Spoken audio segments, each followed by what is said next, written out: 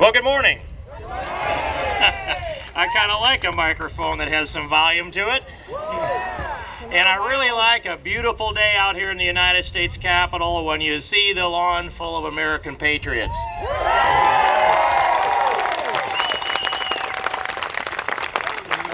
American patriots that love our country. They come from all over America to defend our country, to exercise our constitutional rights, including our First Amendment rights. Freedom of speech, religion, the press, and to peaceably assemble and and petition the government for redress of grievances. Well, we have them. And we are here today to what I think will be the longest press conference maybe in the history of the United States Congress. And the reason for this is because there's been an accelerated debate that has moved through to the United States Senate to move an immigration policy that I believe is at its heart and core amnesty. I've always believed that was a mistake. In 1986, it was a mistake. It would be a mistake today. So we want to make sure that the American people understand the components of this debate, the politics of it and the policy of it, and have an opportunity to weigh in to each one of us, to members of the House and the members of the Senate. But as this debate is accelerated, it's moved along a lot faster than I'm comfortable with. There has been some people that came to conclusions that I think are conclusions that are not based on any empirical data or even good judgment. And what is good judgment is stand up and defend the rule of law.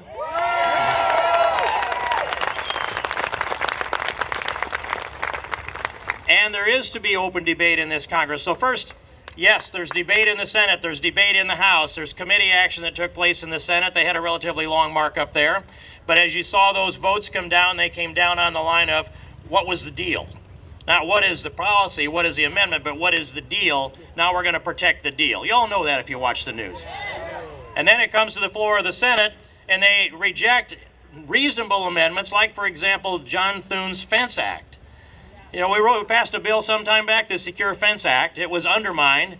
And now if you wonder if they were serious about securing the border, all you have to do is look at that vote in the Senate and you understand they're not. They voted down the secure fence language that John Thune offered yesterday. And so I believe that not necessarily the die is cast in the Senate. I think it's useful to let folks know what you think. And maybe there's a way to yet kill this thing in the Senate. And in the House, the situation here has moved forward too. I'd hope that we could carefully deliberate. I'd hope that we could have inside closed doors discussions in our Republican family here. I'd hope that we'd have a slower process that would let the American people catch up with what's going on here. But it seems to be that the green flag's been dropped on immigration here in the House too. So that's why we are here today, is to take this debate outside the halls of Congress. If it's not going to be good enough inside, we'll take it outside under the First Amendment right.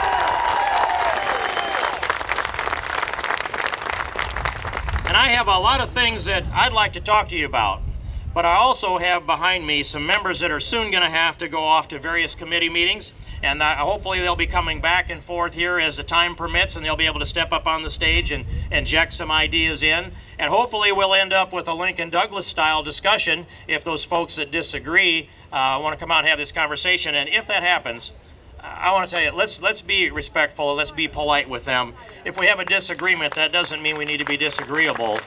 And I've had some conversation with very active members in the Senate who have been open in their discussion and I think are sincere in what they're trying to do. I just disagree. And so this forum that's here today is a press conference, and we are working underneath the rules with a permit that allows us to set this up with the Capitol in the backdrop. And I'm grateful for all the people that have pulled this together. And I would go down through some of these things before I introduce some of our friends here. But hopefully today we are going to take up a number of issues. Of course, border security and offense. We want to talk about, we're going to talk about birth tourism.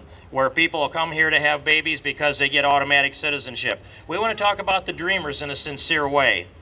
We want to talk about, as I already mentioned, the group in the Senate that's pushing their legislation. We want to talk about Robert Rechter's report of the Heritage Foundation that shows that this is a net cost of the Senate bill of $6.3 trillion, a net cost to us taxpayers.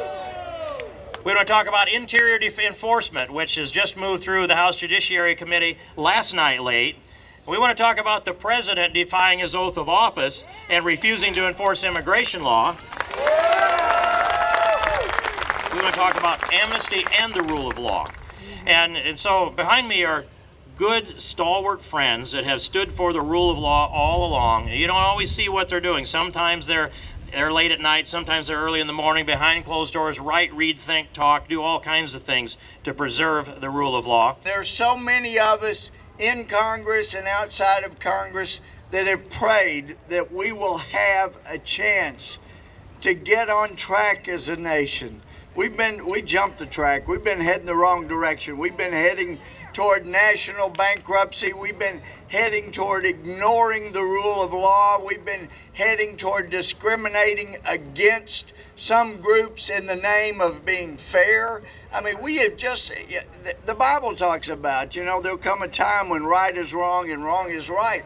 And so there's some of us that have scratched our bald heads, some fortunate with a lot more hair, but wondering where are we going? And so I think we have seen some answered prayer, because what has been in the dark is coming to light. If you want to be secure, but you're not going to secure your borders, you're going to have to give up the rights that are guaranteed to us in our Constitution. Or, on the other hand, if you want to be secured and you don't want to give up your privacy rights to the government, then you have to control who comes into the country. I want you all to think with me about America, how great America is, for just a minute. Think for a second. When the world has a catastrophe, and it doesn't matter whether it's a tsunami or an earthquake, whether it's war, pestilence, floods, hurricanes, whatever it is, when the world has a catastrophe and they dial 911, who is it that answers? It's us, isn't it? It's us with our military. And folks, I will tell you that to have a safe world, we must have a strong America. I do not apologize for American exceptionalism. And if you don't defend the border is there to determine what comes across that border, whether it's people or whether it's product or whether it's contraband. You've got to decide. That's why we have to write the laws, and that's why the United States of America must have an immigration policy that's designed to enhance the economic, the social, and the cultural well-being of the United States of America, not anybody else's. Now, I want to just list some of these components, the pillars of American exceptionalism. And we're here, the first one was the freedom of speech, but freedom of speech, religion, the press, peaceably assemble, the right to keep and bear arms, protection against double jeopardy, you face a jury of your peers, and then the property rights in the Fifth Amendment that actually used to be there before the Kelo decision, and now part of that remains. And then the powers that go to the people in the states respectively under the 9th and 10th Amendment. Those are pillars of American exceptionalism. And if you go take the naturalization test to become a naturalized American citizen, on that test is the question, what is the economic system of the United States of America? And the answer, when you turn that glossy flip card over, free enterprise capitalism. Well, that might be news to our current president, but I took the test on the internet the other day to make sure I was still qualified as an American citizen, so that's why I know that. And then we have also that we're founded on this Judeo-Christian ethic. The values that came to this country, that flow into this continent. And think about the rule of law. Where's the source of the rule of law? God's law. Mosaic law. passed through to the Greeks and the Romans and up into Western Europe and emerged at the Age of Enlightenment, the English-speaking component of the Age of Enlightenment, not the other, because those guys were utopianists, but the English-speaking component of the Age of Enlightenment, that rule of law preserved, and it came here to this continent, just down the coast a little ways in Virginia, and it became English common law. Old English common law arrived on this continent and almost 400 years ago. And it is a foundation that grew from Roman law and Greek law that goes back to Mosaic law and is tied together with our Judeo-Christianity. It is a culture of who we are. It's a foundation of America. And without all of these components of American exceptionalism that I've talked about, if you build a shining city on the hill and you set it on beautiful marble pillars of American exceptionalism, that city is balanced and it's beautiful and it shines. But if you allow the people on the leftists in America to take their verbal and their keyboard jackhammers to those beautiful marble pillars of American exceptionalism, you know what happens to that beautiful shining city on the hill that stands on them. It crumbles and falls. And you can't knock out a single pillar and expect that the rest of the edifice will stand. So that's why we must protect every pillar of American exceptionalism, including the rule of law. The people that came to the United States legally came here with a dream. They were inspired by the image of the Statue of Liberty. And when they saw that, embodied within the Statue of Liberty is the image of freedom of speech, religion, press, right to keep and bear arms, and a jury of your peers, and all of the things that I've talked about, including property rights and states' rights. All of that is wrapped up in the image of the Statue of Liberty, and people saw that, and some of them stayed there because they weren't inspired, and some of them tried and didn't make it, and some of them came here so inspired that they were going to make it here in the United States of America. And I've asked many legal immigrants, what were you inspired by? Well, I wanted to become what I could be. So here's what happened. When you think about what that is, that's the filter. That's the filter that brought the best that every country had to offer to the United States of America. The cream of the crop, the vigor of the planet, saw the image of the Statue of Liberty and was inspired to come here to the United States, and they put their hands and their backs and their minds to work to build this great country that we are. That's the vigor of American exceptionalism. Know of no time in history that the Article I legislative branch of Congress thinks that because the president violates the law and the Constitution and he disagrees with the current law, that we should conform to the president. That's what's going on over there. That's so wrong. It knocks the balance of these three branches of governments out of whack. And in the end, if you extrapolate this down to its logical conclusion, there's no reason any longer for a legislative branch if the president can rule by edict or even by press conference. And that's my concern. The conference is where amnesty gets added, and because there are Democratic senators that have said under no circumstances will they allow, a conference report to come out that doesn't have that amnesty in there. They can call it what they want to, but it is amnesty. And so that's my concern. So Jonathan went back and asked our speaker, a very nice man, but they asked him, even though I didn't vote for him for speaker, a very nice man, they asked him, well, in fact, his story he reported based on yesterday. He said, when I asked him, Speaker Boehner, if the commitment to garnering the support of a majority of Republicans extended to any conference report on immigration, Speaker Boehner said, quote, "We'll see when we get there," unquote. Now, you see why we're concerned? You were about ready to ask a question, Matt, and so I wanted to open this up to questions for a little bit again. All right, so by the way, Matt Boyle from Breitbart News. I wanted to ask you guys.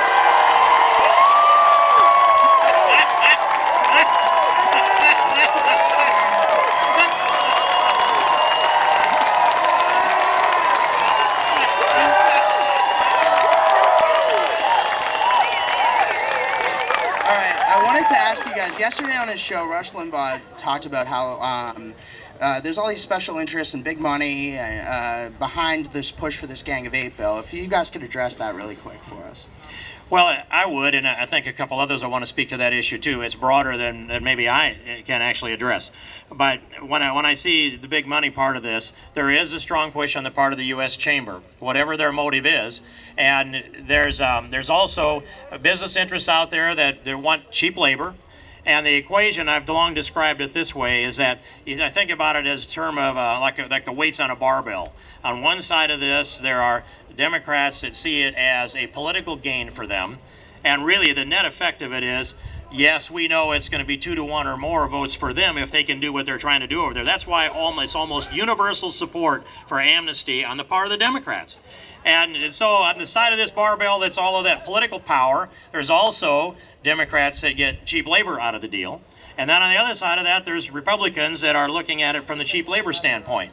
And I take this back to when I was first elected to Congress, I went up to Wall Street, and actually had the chance to put my finger on the toggle that rings the opening bell. That's pretty neat. But I met with a lot of CEOs around during that period of time, and I believed all the way up till that time that Wall Street was taking care of the financial foundations in America, that they would be looking ahead a decade, a generation, a century to make sure that the principles, the underpinning principles of America would stay in place. When we left that city, I told my wife, they're not. They're looking at the next quarterly report, and they'll rake what they need to out of that and only worry about that far ahead. That's kind of where we are with a lot of these big money interests. Corporations have no right to push politically this Amnesty Act on the American people for cheap labor and then send you the bill. They have no right to send you the bill. Let me start with a simple question. How many people here believe that an individual who has less than a high school education pays more in taxes than they get in government benefits? Would you raise your hand if you think that's the case? Wow. Now, I've asked that question to thousands of U.S. citizens, and not a single one of them thinks that a person who has less than a high school education pays more in taxes than they get in government benefits. You know the only people who believe that? Right there! Right there! Because they're paid to believe that. They're paid by business that wants cheap labor to believe nonsense. Now, the reality is that conservatives say, hey, we don't want a cradle-to-grave welfare state. Folks, you've had a cradle-to-grave welfare state since 1970.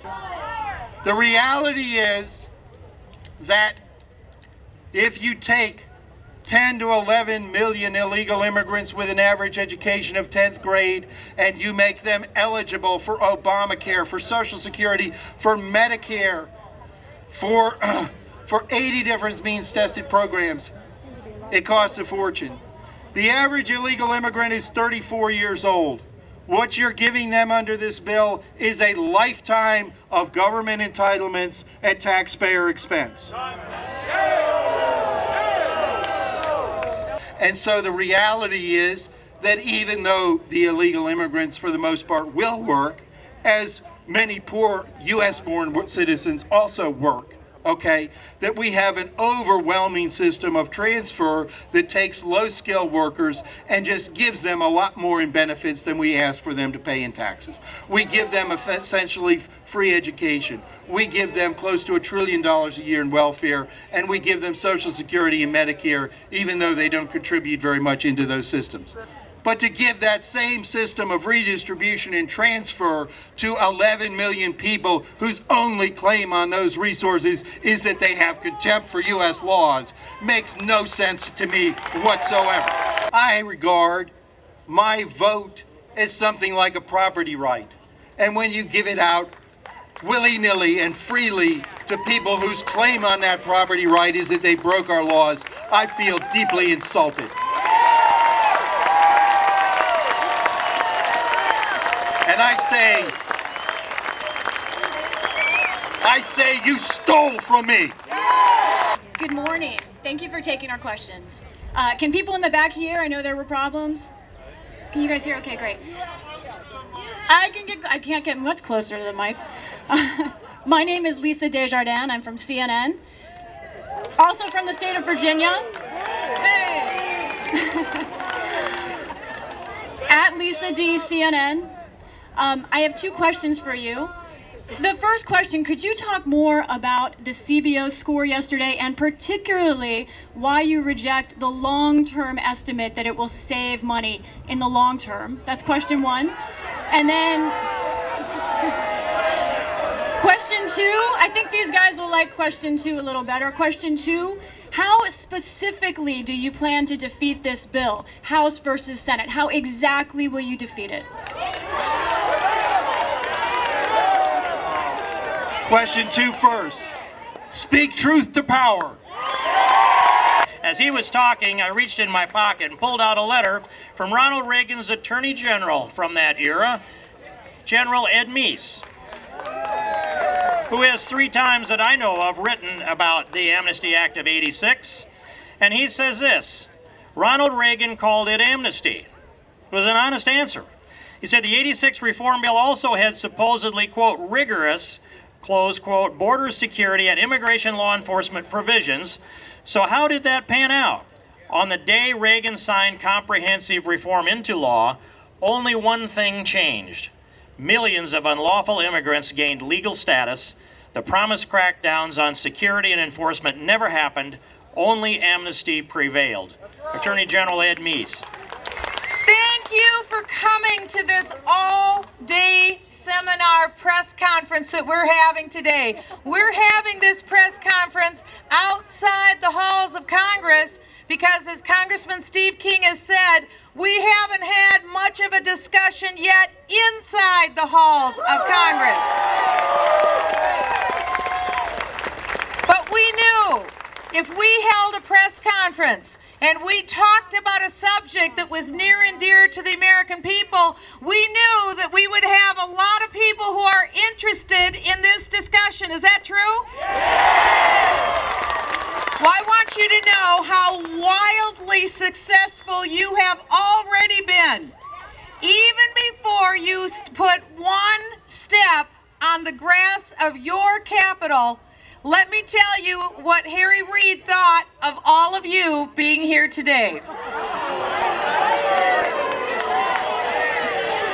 In anticipation of all of you coming, I want to read to you an article that came out yesterday. Will you give me the time to read that? Yeah. Okay. Let me just listen very carefully to the headline of this article from yesterday's newspaper. It says, support falling in the polls. Harry Reid announces rush to pass immigration bill. Do you think it had something to do with all of the people here on the lawn today? Well, let me read you just a little bit. With a new poll showing falling support for the Gang of 8 comprehensive immigration reform bill, Senate Majority Leader Harry Reid has announced an accelerated schedule in which the Senate would take a final up or down vote on passing the bill by the end of the week. What day is it today? When would be the end of the week? Don't you think it's a good idea we're here today?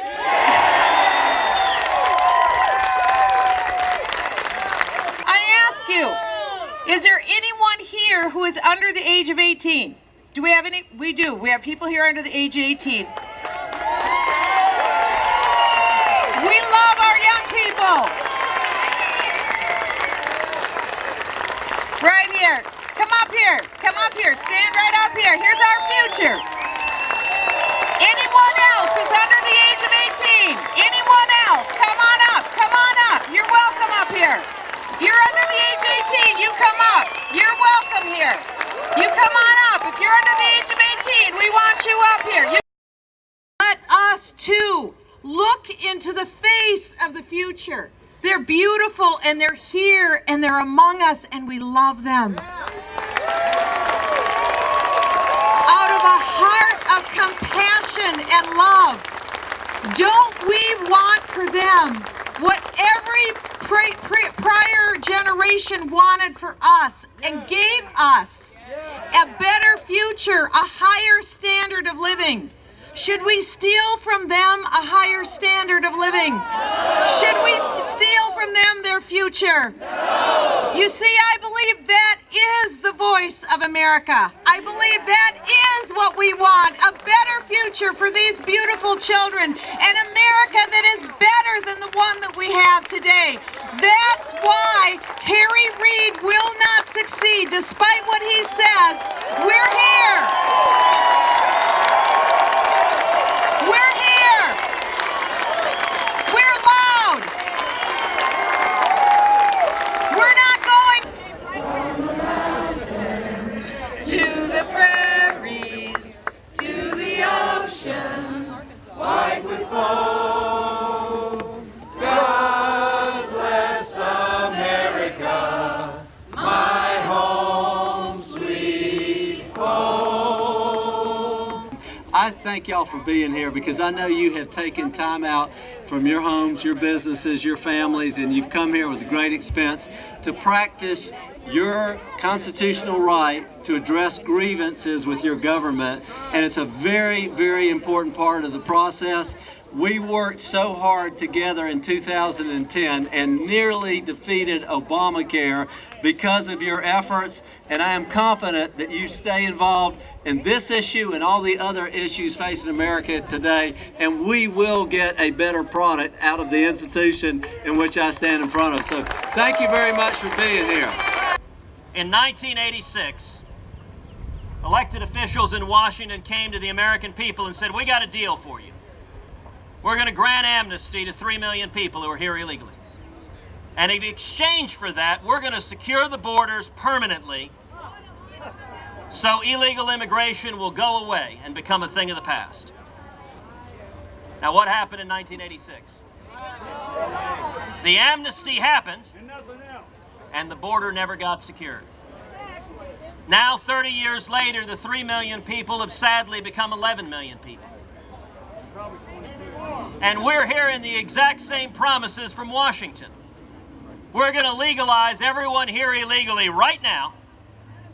And then in the future, wink, wink, nod, nod, we promise we'll secure the borders. You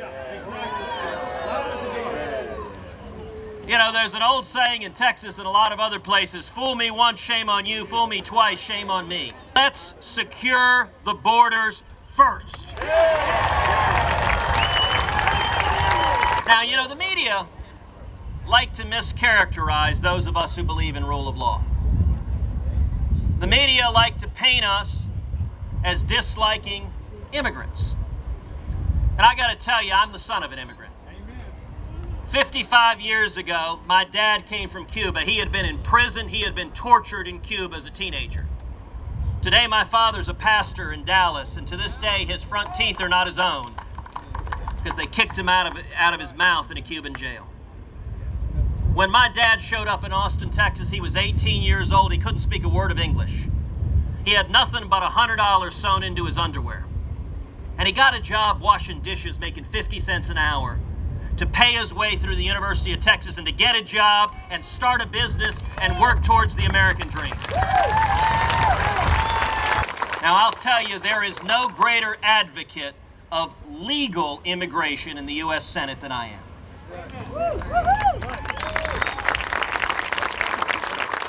But the rule of law matters. Securing our borders matters. The Constitution matters. And the current system we have is anything but humane. As you know, I'm from Texas. There is no bigger border state. There is no state that deals with immigration more directly than the great state of Texas.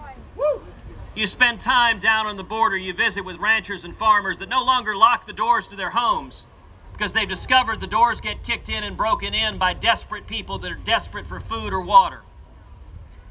You discover ranchers who see on a regular basis dead bodies, abandoned in the desert because women and children entrust themselves to coyotes, to drug dealers who sexually assault them, who traffic them, who put them in human slavery, who leave them to die in the desert.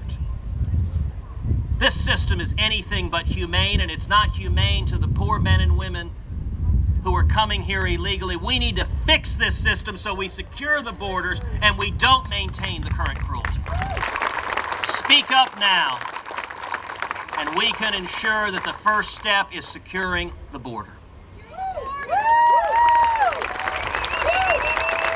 Speak up now, and we can turn this country back from the fiscal and economic cliff at which we find ourselves.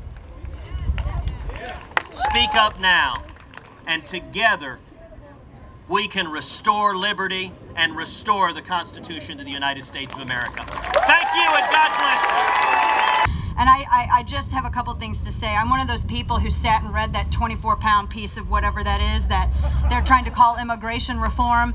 Let's just get two things straight. Anyone who's telling you that it isn't amnesty, there's two things. They either haven't read it or they're lying to you. There is no other explanation to it. It's indisputable, absolutely indisputable. You want to be respectful of the country to which you want to immigrate, then respect the laws.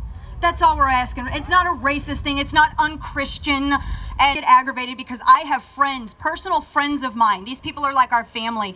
They've been waiting for 9 years.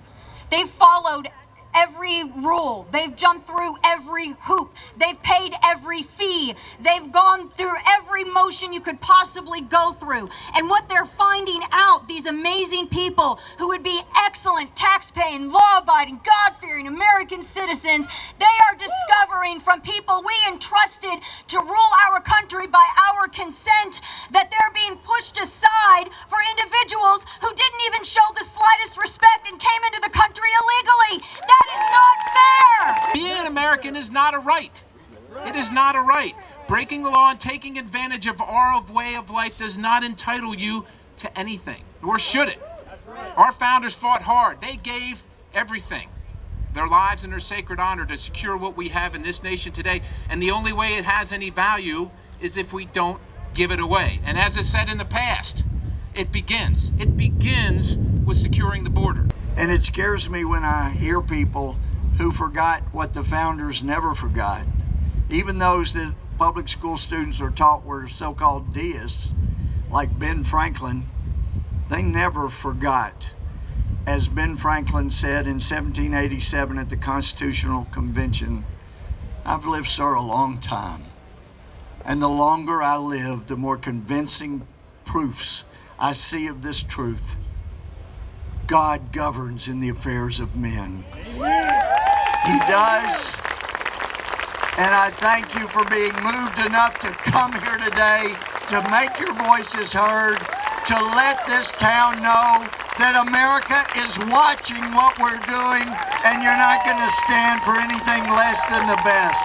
Thank you. God bless you. My buddy Steve King. This bill is larded with unbelievably ridiculous pork barrel immigration elements. It's sort of like the immigration bridge to nowhere. There's this program we have now called the Visa Lottery. We give away 50,000 visas to people just kind of at random anywhere in the world who come from any country that isn't one of the top countries. So it's 50,000 people. They don't have to prove anything. They don't have to show they're educated. They don't have to show their relatives. Nothing. Just whoever mails stuff in. Stupidest immigration program probably in the world. And that's saying something. So the supporters of this bill are saying, well, we got rid of that. That you're right, that's a really bad immigration program. We've gotten rid of it. And you know what they did? They just snuck it in sideways into a different part of the immigration program.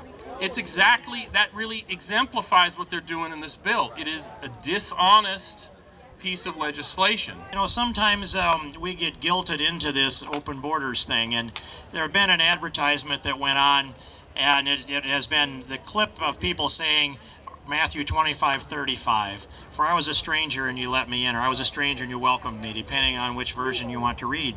And that's to guilt us into open borders. And so I thought, well, what is really the scholarship on that? Where did that language come from? So if you go back into Scripture and you pick up the Greek, the word stranger is interpreted into stranger in English is from the Greek word xenos, X-E-N-O-S, and that means guest foreigner. And so if I was a guest foreigner and you let me in, that's a legal immigrant, actually. So we let a legal immigrant in, and now we're guilted into, and supposedly they're telling us that we are commanded by God to welcome the intruder. And that's just wrong. If a bathtub is overflowing, the first thing you do is turn the spigot off. And that's why I am concerned, especially with the issue of border security, which must be the most important element that we get. We need to get it right. And one of the things you can't get right is if you don't understand the cause of that. So if I sound and use pictures and sound like I'm being a teacher, I'm an old teacher, so I'll suffer. This particular map has the regions of the Border Patrol divided up, the nation divided into Border Patrol regions. And for the years 09 and 10, we have the number of those who are apprehended trying to come illegally into the borders. So over there in the border that's Maine, in 2010, there were 56 people that were apprehended trying to illegally come into this country. Up there, they called them tourists. They put them in hotels, found hockey jobs for them. But down here in this area that's outlined in blue, that's only part of Arizona, they had 250,000 people that were apprehended. So you have to ask yourself the question, why is this the entrance point of choice by those coming illegally into the country? Why are there 250,000 coming through here and 56 coming through Maine? And what's more important, it's not just illegal immigrants. The drug cartels and most of the illegal drugs are coming through here. The human trafficking is coming through here. The rape trees that one finds for women who are treated abhorribly by the drug cartels are found here. So why is this the entrance point of choice? I think one of the key significant reasons is because of this map. Everything that is in red on this map, in the borderlands on our southern border, which is by definition 100 miles in, everything that is red is owned by the federal government. The Arizona border is 80% owned by the federal government. The majority of that land is already into wilderness, endangered species, or habitat conservation areas, which means by law, the Border Patrol is not provided free access to patrol those particular areas. So why is it so easy? Well, one is the topography, but number two is there are laws that restrict the Border Patrol from what they can do. When Congress decided it was going to finish the fence line in California, Congress had to pass a law that gave the Department of Homeland Security and the Secretary, in that case it was Chertoff, the right to waive 40 environmental laws that prohibited us or restricted us from building the fence along the California border. What I'm telling you is the same thing has to take place in Arizona. The laws that restrict you from actually patrolling the border must be limited. So our number one objective is not necessarily endangered species, it is controlling the border. The important thing that we need to preserve, and we talked about this earlier today, is we got to do what's best for America. Because when you think about it, why do people come to this country? Greatest nation in the world, and for the opportunity. And we all know if that opportunity, if we protect that and we put that four-letter word behind it called work, that'll turn into the American dream. And the American dream is what defines this country. It's the very essence of what it means to be an American. It's what this flag stands for. This flag is not just a piece of cloth, and I know you guys understand that. And it's a little book. And our founding fathers got it right. And there had to be divine intervention because men are just not that smart. So when government oversteps its boundaries, it's not only our duty, but it's our responsibility to change government. And the way we change government is what you guys are doing right here. The way you change government is get people involved, get people informed. And so I want to commend you guys and thank you for being here. Thanks for keeping the voice of we the people strong. God bless you. But you know, I really wanted to come by to thank y'all for being here because you are the key ingredient to this government. It's a government of, for, and by the people, as President Lincoln said. And right now, we don't have enough people involved. And we have set back on our, yes, and we have been happy, and we have thought that the government was looking out after us. But you know what? It's time that we wake up. I grew up in a law enforcement family, and my father sat me down time after time and went through our Constitution, and he informed me from early on that it is the supreme law of the land, and it's the framework for all the laws in this land. And that there's a provision for us to change every law in this land, and there's a provision for us to amend this Constitution itself. And you can go forward and you can seek to get that done. You can lobby your legislators, you can run for the legislature, you can write op-eds, you can make phone calls, you can do all those things, and you do. But what you don't do is just disregard the rule of law. To grant amnesty is to pardon immigration lawbreakers and reward them with the objective of their crime. A pardon and a reward. Ronald Reagan, an honorable man that turned this country in the right direction, did his best, I believe, to follow through on that commitment of the '86 Amnesty Act, the last amnesty ever. Do you remember? This will never happen again. We're going to enforce the law from this point forward. And so the trade-off is we're going to grant a legalization and a path to citizenship. It started out 700,000 to 800,000 people. The estimate at the time was 1 million people, and you know it became 3 million people by the time all of the fraud got wrapped up in this. And as hard as Ronald Reagan tried to enforce the law, others undermined that, and each president since then enforced immigration law less and less and less and less. And now we're to the point where we have a president who defies the law. He had the audacity, and that's one of his favorite words, by the way. You can go word search through the Kindle of his books and put the word audacity in there, and it pops up over and over again. That's not quite synonymous with narcissism, but it is a word that might describe the president. He had the audacity to defy his own oath of office. And when he stepped up to the press conference that day, 2 hours after Janet Napolitano released the memo that waived the application of the law for 4 classes of people and granted them a work permit, this is out of thin air. It's a constitutional problem when the president refuses to enforce the law, and it's a problem that I have with people that seem to otherwise be rational when they will argue, well, we're going to shape this legislation so we never have to revisit this again. Well, I can tell you they're not much about revisiting because they haven't revisited 1986. They don't seem to know what happened in 1986. We do. There was amnesty in exchange for law enforcement, and it was a sham on the part of the leftists anyway, and they pulled it off and perpetrated that on our country, and I knew in 1986 that we'd be back here again. Because what this Gang of Eight is about is granting mercy to people who violated the law. Well, mercy is not the province of civil government. Mercy is the province of God himself. And he grants no mercy unless next to that word there is repentance. And I don't see repentance. I don't see guilt. I see audacity.